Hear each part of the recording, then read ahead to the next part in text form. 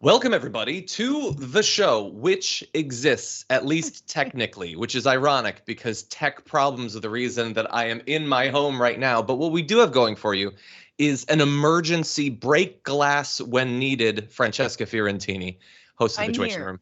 Thank you for being here. Thank you. I don't know if I'm supposed to be on camera at this very moment, but I'm glad I am here. I'm also in my home. Never fear, John. It's real easy. You just get up from your bed, go to the bathroom for a little bit, then go to the studio. It just, it flows. It flows. Don't be afraid. What, the show or what happens in the bathroom flows? I'm not entirely sure. Definitely both of those things flow. But it's so good to be here with you on a Thursday. I'm glad we can make this up. I was teasing this yesterday on the Twitchuation Room, so I was like, I'll be there. Nice, awesome. Well, I'm glad that you're here. And look, everybody, we've got a full show for you, but I'm going to need you to be understanding. Tech problems are significant. You might think, well, what's the difference about the tech problems now? You're not at the studio, you're at home. Yes, but so much of what's done flows through computers at the studio that even if I'm not here, everybody's that's behind the scenes working on this goes through that. So we don't know exactly what might happen in terms of elements and everything like that, but we're going to try to give you the best show that we can. Please be understanding or leave. You can just not be understanding and leave if you want. That's fine too. I'm perfectly happy with that. Anyway, Mercury is in retrograde. All right. Give everyone a break. Our communications are down. Things are going to go awry because the queen is sick. It's chaos. Is sick. It is chaos. Yes. It's also, by the way, the birthday of one Bernald Sanders. So, Bernie, happy birthday. Yay. That's our king. Yeah. He seems like the sort of guy who's probably not going to make a big deal out of it, if I had to guess. No, I don't know about he is an unhappy, I don't mean this disrespectfully, but when you put a party hat on a chimp, that's what he... he's an unhappy chimp in a party hat. Yes, this is a reference to Nope, if you have seen it. Oh, yeah. Thank you. And by the way, you should. Yeah, I love Bernie Sanders, unhappy chimp in a party hat. Anyway, by the way, I generated some AI art for the birthday of Bernie Sanders, which is up on my Instagram right now, so everyone can check that out. Anyway, we do have a lot to talk about, including an interesting wild card update on the Mar-a-Lago government documents thing. AOC gave an interview, and honestly, how dare she? We'll be talking about that and so much more. Did we find an excuse for Francesca to do her Greta accent? Yes, we did. That's coming. Don't worry. And a whole lot more besides. We're going to get to make fun of Ted Cruz, and all together we're going to have a lot of fun. So please hit the like button if you haven't already, especially today of all days. In honor of our tech trubs, please hit the like button. Share the stream, blah, blah, blah. If you want to send us any comments, tweets, super chats, and all that, we'll respond as we go. But with all that said, Francesca, are you ready to start the show? Absolutely. Okay, I'm going to not stare at the camera waiting for B-roll to come up that physically cannot come up. So I'm just going to jump into this. Are you ready for a bit of a wild card when it comes to the stolen government documents scandal? We've been wondering, what is this all about? And we've been given some indication that maybe it's about the personal dealings or relationships of world leaders, maybe about Emmanuel Macron. Maybe it's about nukes. No, it is actually apparently partially about nukes. But there's something else that it might be about. And Rolling Stone has some great reporting on this right now. They say that in his final days in the White House, Donald Trump told top advisors he needed to preserve certain Russia-related documents to keep his enemies from destroying them. The documents related to the federal investigation into Russian election meddling and alleged collusion with Trump's campaign. At the end of his presidency, Trump and his team pushed to declassify these so-called Russiagate documents, believing they would expose a deep state plot against him. And that, has all worked out really well for them, as every step along the way this entire conspiratorial thing has. According to a person with direct knowledge of the situation, and another source briefed on the matter, Trump told several people working in and outside of the White House that he was concerned Joe Biden's incoming administration, or the deep state, which is so effective that it decided to just hand over executive power to Donald Trump for 4 years. They can totally rig elections. They just chose not to with Donald Trump. It's weird why they would do it that way. But anyway, that they would supposedly shred, bury, or destroy the, quote, evidence that Trump was somehow wronged. Now, we have more on this, but let's discuss, because the idea that that Biden's going to come in and shred this stuff, when if he were president, he wouldn't have to shred it. Trump wouldn't have access to it, especially considering that Trump is the guy known for shredding and indeed flushing government documents. Plus the idea that this is like crucial evidence that 18 months after the inauguration, nothing has come of. The whole thing seems a little bit ridiculous, but at its base level, Francesca, the idea that some of the hundreds of documents that he stole could have to do with Russia or the investigation or something like that, I find that pretty plausible. But what do you think? I completely agree with that take. That, like, absolutely, since Russia and the crimes surrounding the collusion with that country in the 2016 election, that Mueller basically found a bunch of evidence for, but then was like, nah, he's a sitting president. And we were like, we know, and you're still a Republican. It makes sense that he would want to cover up crimes or take documents that had relation to the Mueller investigation and to the Russia stuff. But the idea that he was like pushing to declassify it because it would exonerate him, or that the deep state was going to dig it up and use it against him. No, I don't believe either of those things. I definitely believe he would want copies of them and want to keep them so that other people couldn't look at them. But no valiant cause of like, so I won't, so I can prove my innocence. Like, buddy, you were already proven guilty. You just weren't charged with anything. Mm-hmm. People went to jail on your behalf. How much more of this dog and pony show are we going to do? Exactly. I love the idea of like, I have to prove how innocent I am by committing hundreds of crimes, including violations of the Espionage Act. That's ironic. But anyway, here's one of the wild wrinkles of this. Donald Trump kind of along the way indicated to us that there might be something to this. About 7 days ago, one week ago, Donald Trump truthed, I think they thought it was something to do with the Russia hoax. They were afraid that things were in there, part of their scam material. Well, here's the interesting thing. You know who knows what's in those documents? Donald Trump. We don't. We only have a little bit of information, occasional leaks, but he definitely knows what's in there. And the dude cannot go 5 minutes without projecting. So if he's saying they think it's about this, I think there's a pretty good chance that there's something in there.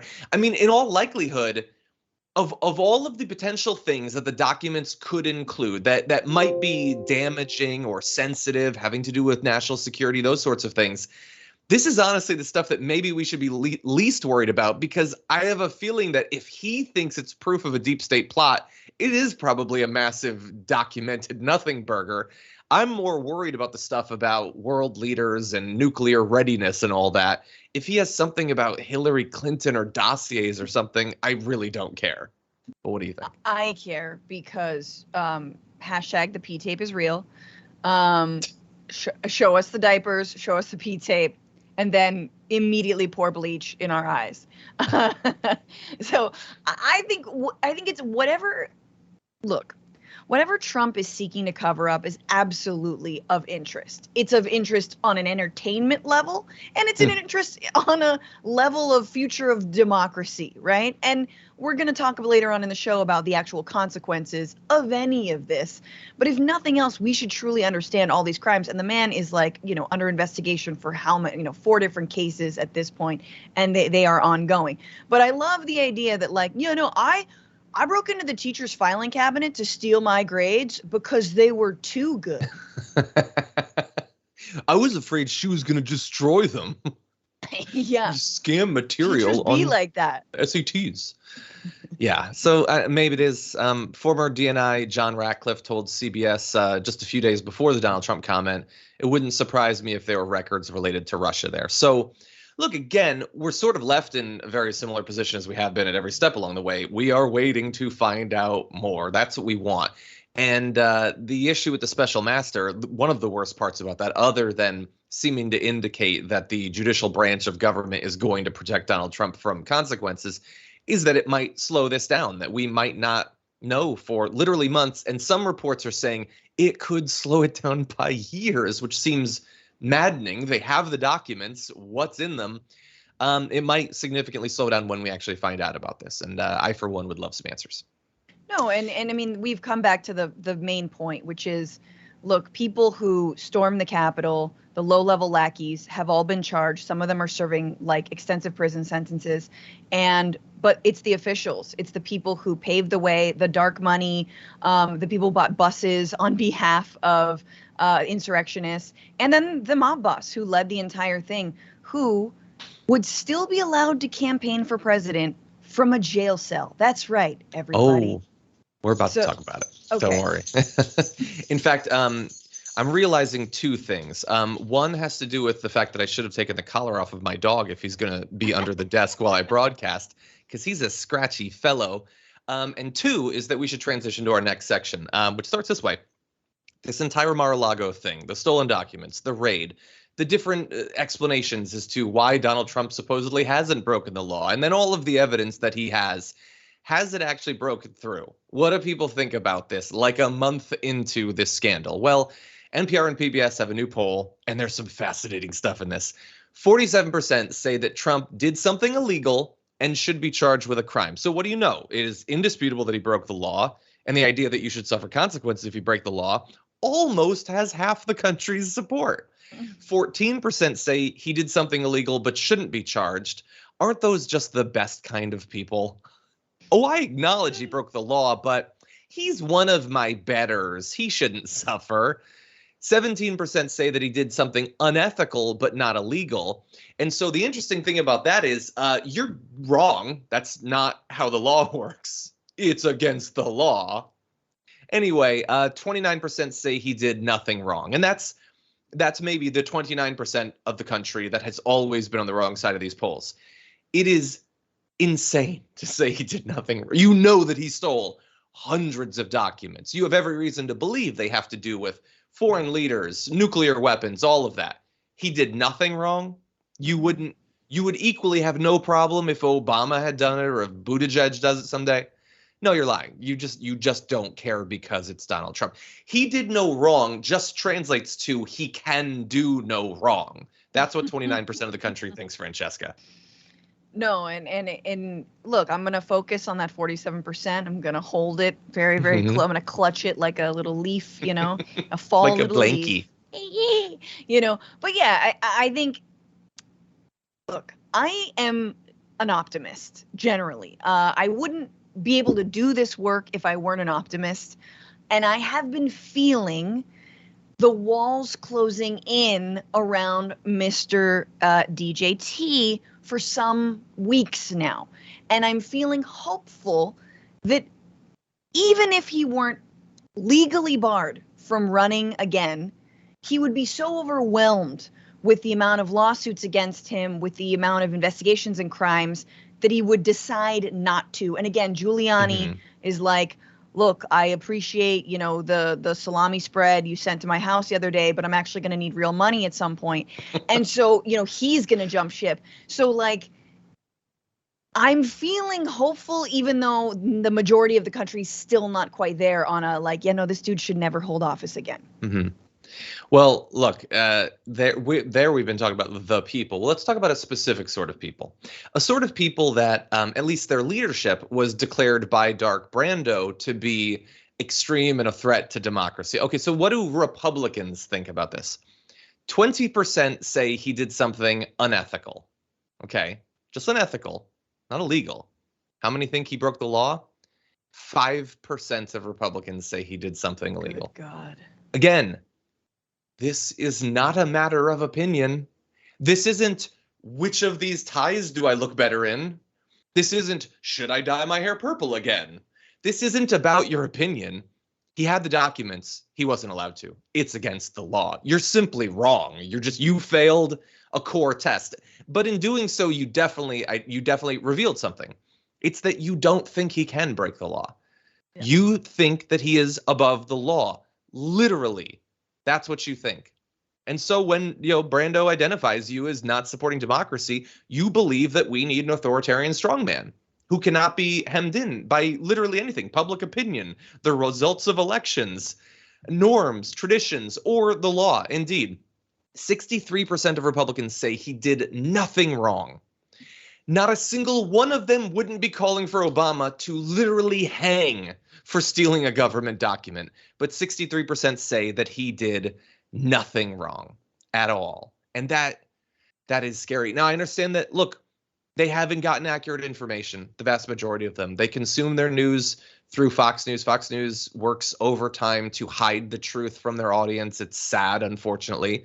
But that is so many millions of people that think that this is fine simply because it's Donald Trump. I think that's a really good point that we need to keep on repeating, John, is that idea that, like, if you're feeling fragile about being called a fascist, do you believe that an alternate slate of electors should have overturned the wishes of the majority of the American people? Yes or no? Yes. Mm-hmm. Right. And that's the answer. The answer is yes. The vice president should have overturned the 2020 election results. No matter, we don't even have to use the word fraud. If that we can leave it aside. Just, do you believe that we should not have proceeded with the democratic process on January 6th? And oh yeah, the mob outside definitely believed that. So that's all we need to know. You guys are telling us what you are. We're just reading your lips. We're seeing that you don't believe in the democratic process. You like authoritarianism. You like extreme nationalism. You hate the other. You want to demonize people who aren't yourself. You are a fascist. Plain and simple.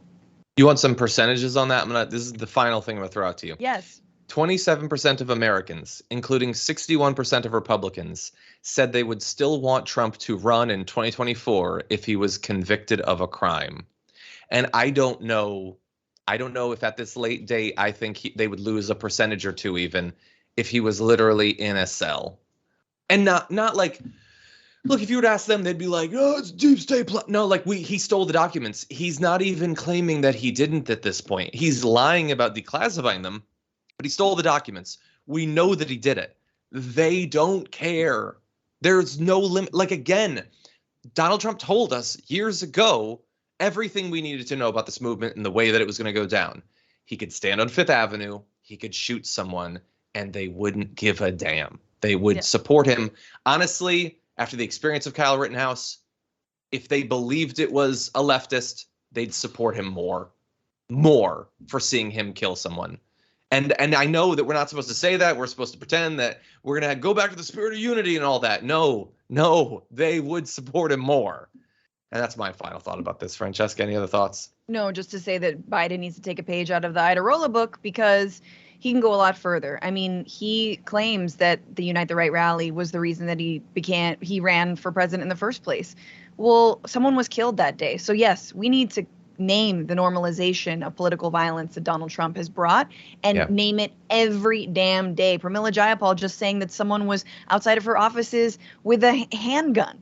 Right? I mean, this happens all the time in this country. We are so numb to it now, and we should not be. I agree. Okay, we're going to go to our first break. It's going to be an actual break. You're going to see some ads. When we come back, I am going to respond to a few comments, though, so don't go anywhere. We got a lot more show where that came from.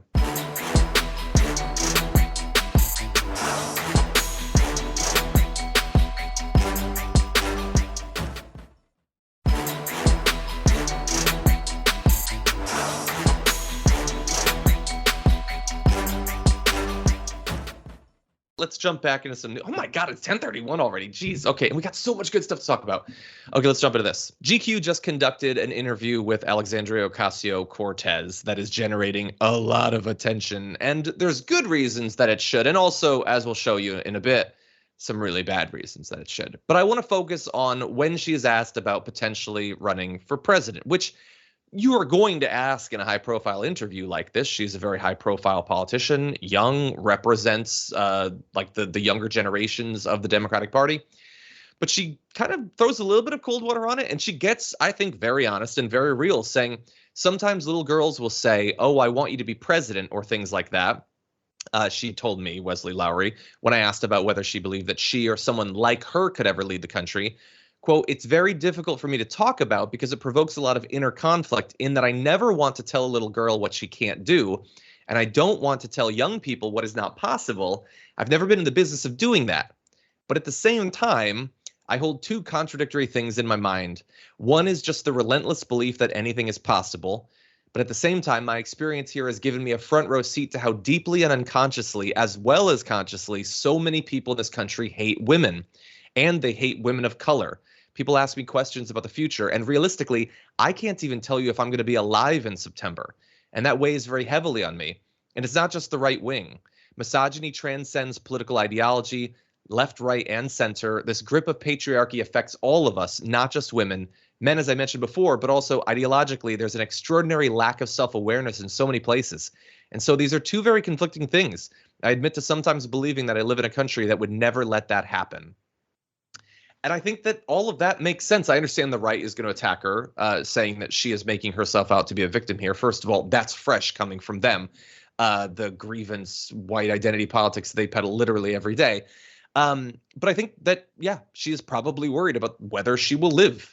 I mean, she had to cower in her office, afraid that a mob wanted to kill her. And by the way, we're supposed to just, move on from that or whatever. I will remind you, if they had found her, they definitely would have, at the very least, severely assaulted her, if not far, far worse. If you don't believe that, then honestly check out of American politics because you have not been paying attention.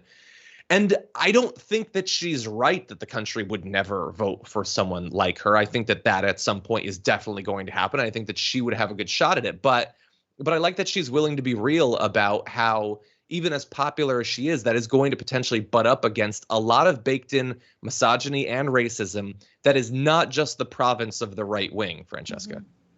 No, and I think the most poignant part about that interview is when she talks about the Democratic Party not supporting her as a freshman incoming congresswoman who was a progressive and who took out an incumbent centrist, and how little support there's been for her and how they didn't take her seriously until she was reelected. And so, and that, there's two times that I've really I wanted to hold her heart and mind at the same time. And that's when she gave an interview to the New York Times about just how much hate people for example, the next in line to be speaker, Hakeem Jeffries, has railed against her basically.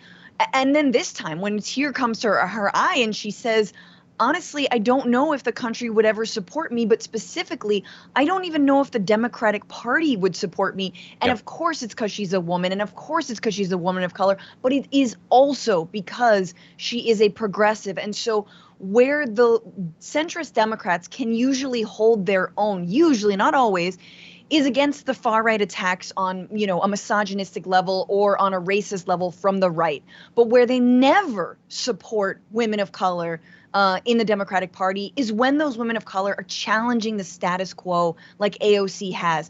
That's when they're on their own. And so there is something to be said about that phrase.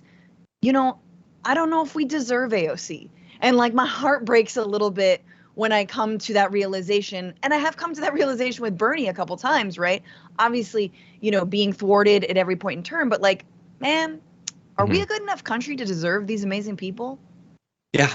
Yeah. And look, I hope that we have far better leftists at some point. I don't know. I hope that we have an abundance of riches when it comes to that. But yeah, she is going to be attacked, as we will get to, for saying that women get viciously attacked, that women of color get viciously attacked, that especially leftist women of color get viciously attacked. That is simply true. They're going to demonstrate it in how they attack her. They hate her specifically because she actually listens to and reflects younger voters.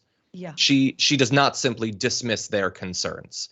And the right, they care about what younger voters believe, insofar as they will tell them you should focus to the exclusion of everything else, everything economic, on despising trans people. That's what you should center your politics on. There's no organic anti-trans movement amongst young conservatives. They are trying to get them to hate things like CRT, the trans community, those sorts of things. AOC doesn't do that. AOC protested her first day in DC because young voters do actually care about climate change. She has helped to change a country's view of what's possible when it comes to climate change. Would we have had the legislation that we did this year if not for not just AOC, but that entire movement? I think we might have had something, maybe, but probably not what we got. And that is why they hate her. They'll say it's because she makes herself a victim or she's too much of a celebrity or whatever. First of all, they voted for a reality TV guy. So spare me the anti-celebrity BS. But no, they don't like her because she actually reflects something that is big and growing.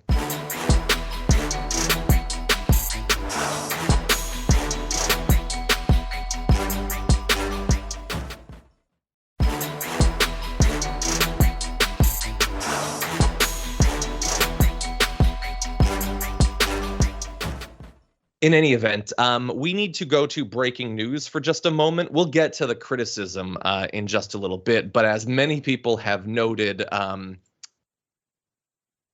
social media, we're receiving breaking news that the Queen has passed.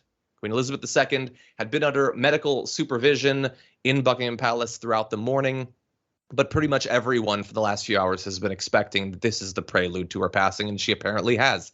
I believe she was 96 years old. She is described as passing peacefully, which is fairly easy to understand. And there has already been, Francesca, throughout the morning, a great deal of conversation, as there always is when it's a high-profile individual like this. A lot of, I think, sort of understandable criticism of the Queen individually or the monarchy more generally. But we do also have to also understand that, especially there, but even here in the US, there are many people who really, really care about the monarchy and the history of it and have experienced possibly decades with this particular queen. So, regardless of what any of us individually might think, let's understand that there are people for whom this is a very sad day, including, of course, her family. Absolutely. And it's interesting. We're here talking about whether a woman would be elected leader of the United States of America. And then yes, she inherited the role, but the Queen, 70 years on the throne. That ain't easy. And I, as much as I despise the colonial impact of the British royal crown around the world, and I think it's a vestige of the past, and my God, I do think it should not exist anymore. There is you gotta tip your hat, you gotta honor someone who held down that throne through an incredible amount of change, tumult, some Thatcher wars in there. And also, the show The Crown is really wonderful, and I wouldn't care as much about the Queen had I didn't watch that and seen that she could be, both a terrible person, a cold, stone-hearted person, but also maybe had a harder role than maybe we give her credit for. So, I guess that's the demonstration of the power of art that it can make us understand these sorts of things that we don't necessarily follow every day.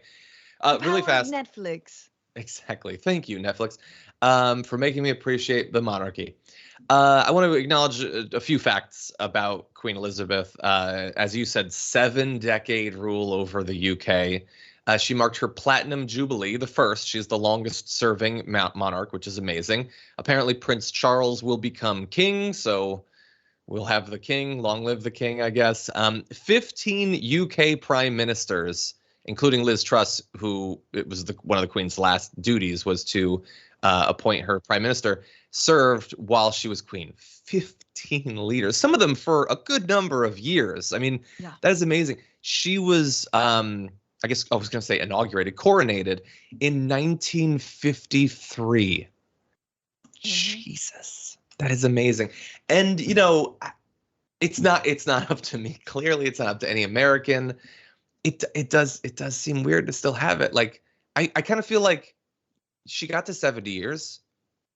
Maybe that's it. Maybe that's the last one that made history. And then, okay, now we're good. Now we're just going to start to have democracy or whatever, which they do. But I don't know. They're just going to continue. There's going to be king. Someday there's going to be a prince just flying on a spaceship to Mars, I guess. That's the weird way that humans operate. I don't know. I mean, I think that she was able to keep the family and the monarchy intact and a little bit despite all the scandal and despite whatever you think about it, kind of unflinching and unwavering. Now you got Philip up in there, or no, Charles, excuse me, my bad, R.I.P. You got Prince Charles up in there with Camilla, scandal central, number one, obviously. Mhm. Coulda, shoulda, woulda been Princess Diana. But of course, anyway, blah, blah, blah. The family schemed against Camilla. And what I'm saying is this. I think it only goes south from here for the monarchy. I think Queen Elizabeth II was the last person kind of holding the respectability, if you ever had any, last one to hold it together. And now we've got Charles. And can we just skip Charles and just make Meghan queen? Honestly, I want it just because I want to see the breakdown that Piers Morgan would have. Can we do just like a screamometer? Like do it the way, or like a text vote, the way they do in American Idol? Is that possible? Like the entire world would simultaneously hear a shriek. Anyway, with that said, we do need to take a break. We come back, we're going to get to that criticism of AOC's interview and more after this.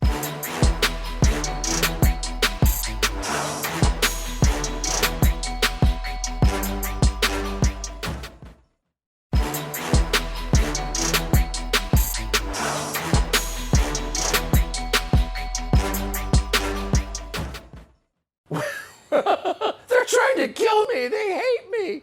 They just don't like women. Really? Who hates women? I've never met anyone who hates women. Not yet. Most men actually really like women. Good God. So first of all, it's messed up with Tucker Carlson that he would steal Mark Zuckerberg's laugh like that. Give it back to the robot man. He's worked on it for years. Second of all, do you get what he's saying there? Most men want to have sex with women, so they couldn't possibly be misogynistic. So AOC talks very frankly in her GQ interview about her fear of being assassinated in a country where political violence is now a weekly thing that we have to grapple with. She talks about the people who were hunting for her in the Capitol on January 6th. She talks about the sexual assault that she has already survived. And coming out of that interview, Tucker Carlson does his little hyena scream laugh and implies that misogyny does not exist. I don't mean like politically targeted at her. It just doesn't exist. And I don't know, I thought maybe there might be some women here who were watching this that can attest to whether it actually exists in practice or not. Hey, Francesca, you're a woman. Tucker Carlson just claimed that there's no such thing as misogyny. What do you think? God, I mean, their latent sexual angst for AOC because she is someone who not only like speaks her mind, is incredibly cogent, is incredibly enigmatic, and is beautiful. It like their head implodes. They're like, oh, it's like the most conflicted hard-on they've ever had, and they have it every single day. Like, but misogyny. Like we're talking about the monarchy. Like it's just if anyone has like the laugh of an oligarch, it's Tucker effing Carlson. And every single day, his obsession with her only shows that, yes, misogyny and violence and weird sexual obsession go hand in hand all the time. Hey, just look at all the mass shooters at the far right, whether it's from the bogs of the internet or from the White House. Look at all the people they've inspired. What about the incels that went on killing sprees because, quote, women won't date them? Please. Multiple violent, multi-murder incel rampages. Doesn't exist. It doesn't exist. There's no such thing. And there wasn't, for instance, when Tucker Carlson called AOC not a woman of color, because that's up to him to decide. Or when he suggested that an Instagram live she was doing was an invitation to a booty call, which isn't just sexualizing AOC, it's encouraging right-wingers to send her sexual messages. That's fun. Oh, how about for the multiple years where he has insisted on referring to her as Sandy? Because close friends of hers apparently did for a brief period when she was in college. So why shouldn't a guy who is a political opponent of hers refer to her with a name that implies that she's just some random young girl that he is talking about? Look, he can't go 5 minutes without making misogynistic and indeed sexualizing comments about her. He is everyday proof of how insidious American misogyny is. But he does have more to say about her, and especially the topic of her potentially becoming president. Take a look at this. Look, she's very easy to make fun of, but I think the key thing to remember is this works. A. B, she means it. she's sincere in this. She's so wrapped up into her own narrative. She really believes she is a victim. And C, clearly she thinks she's going to be president. She has a sense of her own destiny. And I think it would be a huge mistake to underestimate someone like this. I think she's very talented. I obviously think she's ludicrous. We mock her mercilessly. It's well-deserved. She's an utter fraud. She's not a populist or a voice of the oppressed. Of course not. She's a tool of the people already in charge. But I also think she has a political future, and conservatives would be very unwise to dismiss her as just a fad. She's more than that. And I think, I think she is going to run for president, and I think at some point she has a pretty good shot of winning. So I wouldn't blow her off as a minor phenomenon. So yes, multi-millionaire, heir to a fortune, Tucker Carlson, whose entire point in life is radicalizing poor Republicans to maintain low tax rates, the economic dominance of the 1%, is worried that she is a tool of those who are already in charge. First of all, if she was, he'd be rooting for her. We already know that. No, should you take her seriously? Yes, I think even the right should. Should you maybe look into why she is popular? You could actually learn something were you to do that, but he's not interested in having right-wingers look at why she's a success, why she was able to get elected against one of the most powerful Democrats in the House at such a young age, why she has led a changing discussion on the government's obligation to do something about climate change. Look, there are other young people or relatively young people that have got elected on the right. How do they do it? Demonizing immigrants, demonizing the LGBTQ community. They're ideologues. That's what they are. She actually communicates values and policies, and he has to ignore that. He has to pretend that she's the same as a Lauren Boebert. But he is giving her credit, and honestly, as much as it is awful to be on the receiving end of the kind of misogyny and right-wing obsession that AOC has to deal with every single day, Tucker Carlson shows that he knows, and the rest of the right wing knows, that AOC is a pretty damn good figurehead for the Democratic Party if we could get our heads out of our asses, or they could get their heads out of their asses, right? That if they actually supported someone like AOC, put machinery behind someone like AOC, stood behind the values of the Green New Deal, truly, right? That if that were to happen, that they would actually be on their back feet. Now, of course, they'd be like socialist this, socialist that. And of course, the amount of centrist media that would, again, AOC's laying out the long road to create in order to even have those conditions. But it says something that they move off of Pelosi. It says something that it's so tired to make fun of Schumer. It says that they're actually scared of these kinds of people like AOC. Yeah.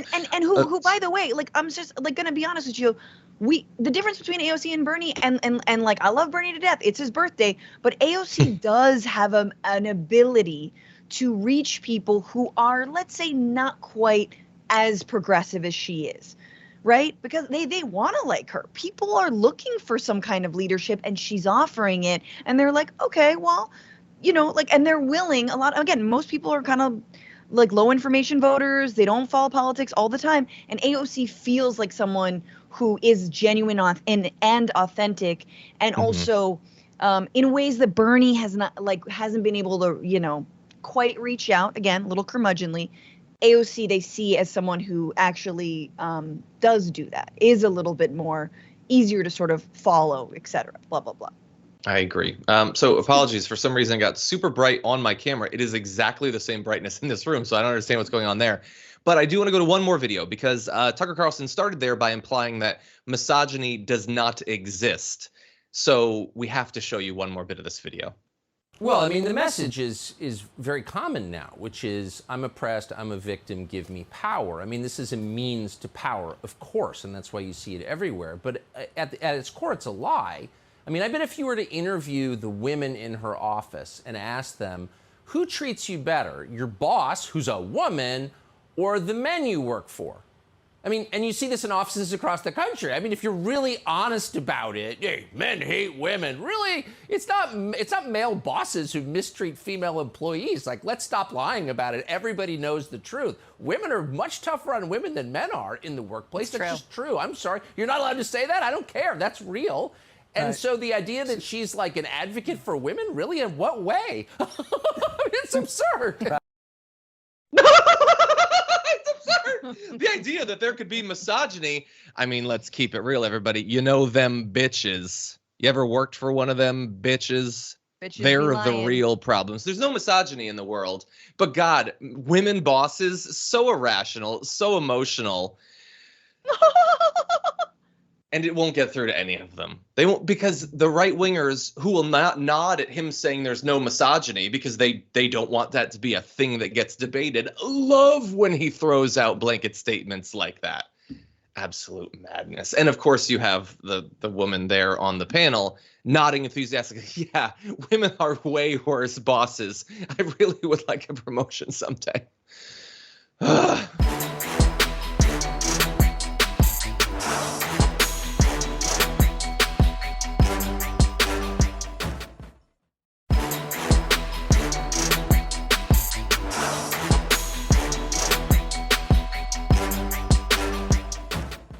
Step back. Take a step back. 16 days, election day. Stop hurting America!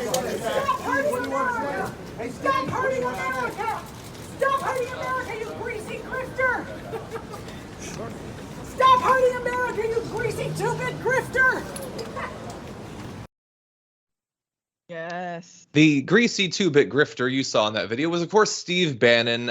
He was surrendering, which means that he didn't actually have them kill me first, which he said he would. They will have to kill me first. Or, oh, do I need to call an Uber because I really need to go surrender? And he did. He surrendered, as of course he was going to. This dude loves false bravado. Jesus. And I love that as he goes in to face his charges, he's identified for what he is. He is a grifter through and through, in every sense of the word, a massive scheming grifter. It's transparent. He's already suffered brief consequences for it. And it looks like he's probably going to suffer more. He's now charged with money laundering as well as conspiracy in connection with allegations that he defrauded donors to a group aimed at building a wall along the U.S.-Mexico border. 2 counts of money laundering in the 2nd degree, 1 count of conspiracy in the 4th degree. And in case you haven't listened to other videos about this, or you don't understand why he's facing these charges, I cannot be clear enough. He and other people stole millions of dollars from some of the most devoted MAGA people to build a wall that they had no intention of building. They said, give us money, we'll build a wall. And they took the money and they bought jewelry and clothes and cars and yachts. And then after being caught and charged with that, he started doing a show, and MAGA people tuned in because there is no getting through to them that they're being enthusiastically scammed, willingly scammed by this guy over and over. He'll do a show from jail and they will send him money. Guarantee it, Francesca. Yeah, and I'm sure the woman screaming at him was a defrauded MAGA supporter, angry that she was lied to about the money going to actually build the wall. Oh, wait a minute. No, she definitely was not. But I just got to say, I have so much love for the people because I used to be one of them, living in New York, activists, kind of scrappy, made their sign. We're like, I think Steve Bannon's going to turn himself into, was it central booking there? You know, I don't know this woman, but I feel like I might know her. Like, and she waited there and she stood there. And yes, you got the sound, you got the tape. You greasy two-bit grifter, stop hurting America. Mwah. I love you, whoever and wherever you are. Thank you for saying what we all want to say. And yeah, there he is, just with just a smelly puppy dog, which is just that again, a smelly puppy dog, greater than Steve Bannon any day of the week. And none of it will actually matter to the movement. But again, he did this on behalf of Donald Trump all the time. Who are we doing this on behalf of? Donald effing Trump. Who gets away every single time? Donald effing Trump. He got away from the initial federal charges because of Donald Trump. But I think, look, he was basically using the MAGA movement. He was pretending to pursue a goal of Donald Trump to make himself rich. It's like the perfect grift. If I were Donald Trump, I would be furious about that. Imagine I have this goal. My one stated domestic goal is to have this wall. and you're going to take millions from people who love me so that you can get a yacht. It's crazy, honestly, that Donald Trump actually pardoned him. Like, Donald Trump's a grifter. He's not supposed to be okay with competition for the grifting. Every one of those millions of dollars could have been millions of dollars that he stole. And he is trying, which is another added layer of irony that, like, Bannon might end up serving jail time for ripping off MAGA people. Donald Trump is sending out emails right now to do the exact same thing. How many countless tens of millions of dollars did Trump raise after the 2020 election to fight it that he never had any intention of fighting it? He makes the amount that this group raised look like absolutely nothing, but he's able to get away with it. Steve Bannon isn't powerful enough. He isn't rich enough. He's barely a living biological organism, I guess. And so he can suffer the consequences. But every single day, there's other right-wingers doing the same thing, and they're walking free. It's ridiculous. Yes, if liver spots could talk, that is what Bannon's podcast is called. The thing is, John, though, it's like when you're part of a pyramid scheme as a political movement, this is what happens. Like, yeah, you're never going to necessarily get to the guy who created the pyramid scheme, but a lot of the other people, yes, this is like multi-level marketing, like in a political movement. Yeah. It's going to take a while for the actual whole thing to get taken down. It's maybe it's more of a Jenga. Like, it's not a pyramid scheme, it's a Jenga scheme. And there's a little Bannon piece that just fell out. Yeah. Oh, anyway. Couldn't happen a better guy. I love that he still has fans. It's like these you cannot get these people to acknowledge the way that they're being scammed. Absolutely ridiculous. It's also good, by the way, to see, generally you think of, really handsome people get so many benefits in society. They get the benefit of the doubt. It's good to see someone super handsome actually suffering consequences. Anyway.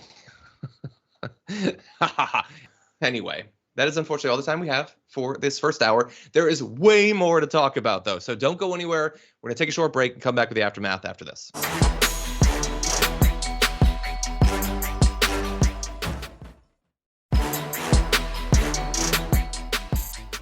Let's see. Eclectic Miscellaneous says, so happy you were able to get the tech working. I know there's a lot of tech involved on streaming live on multiple platforms from multiple locations. It's not as easy as saying, let there be TDR, and there was TDR. Exactly. And honestly, I can't even tell you all of the ways that it's more complicated because we have people who are experts on managing all that stuff. So I don't even have to know. Paul Glass of Shut Up Juice says, the Democratic Party won't even support Bernie, and he's an old white male, their favorite identity. It's about being progressive. AOC is just being a realist. And it is sad. Well, look, I think that's the main thing for the Democratic establishment to not support her. Yes. In terms of right wingers, I mean, I think there's racism and misogyny and a whole bunch of other things too. Prescott Small has been a member for 20 months. Says, "Woohoo! Damage report. Keep me informed daily. Looking forward to 13 more." Well, thank you. Thank you for being here. I liked Michael Vile's comment. Says, "Don't just hashtag vote blue. We got to hashtag vote dark blue." I could see that trending. I like it. Todd Roy asks, is that a map of Middle Earth behind you, John? I will say this, and here's what I'm curious about. This is not a map. This is not a map of Middle Earth. Can anyone in the chat, based on what you can see of this, and I understand we're broadcasting in 480p, can you identify what that's a map of? That's a little test for you. A little nerdy test. Anyway, John Shepard says, I just joined, and honestly, the home shows have their own charm. Maybe do those once every 2 weeks or so. Well, Francesca is always broadcasting from home. Yeah. I bring the charm. You do. By the way, multiple people have already correctly answered that is a map from The Wheel of Time, which is also now a fantasy series available on Amazon, I believe it is. Anyway. Okay, Cecile Maths, welcome to membership on YouTube. Thank you for being here. Mama Bear Dragon, hey, Mama Bear Dragon, sent a super chat saying, I feel like an insignificant drop in a vast, endless ocean, but I'm reminded of a quote from David Mitchell. What is an ocean but a multitude of drops? Try to stay positive, everyone. I like it. Hello, beloveds. I have a big announcement. I'm launching a new daily 1-hour show with the Young Turks called Unbossed with Nina Turner, starting October 17th. We are going to be taking on corruption in all of its forms, whether it's big money, big pharma, the injustice system, the establishment of both parties. All that we love is on the line. They keep coming for the people, not serving the people. Now we're coming for them. Anytime anyone, anywhere tries to take power from the people, that is where we will be together on Unbossed. And not only are we going to take on these people, we're also going to have a little joy while we fight. What is life without having some joy? The channel's already up, so go subscribe now, yes, right now, at youtube.com/unbossedTYT. Thanks for listening to the full episode of The Damage Report. Support our work, listen ad-free, access members-only bonus content, and more by subscribing to Apple Podcasts at apple.co/TYT. I'm your host, John Adarola. I'll see you soon.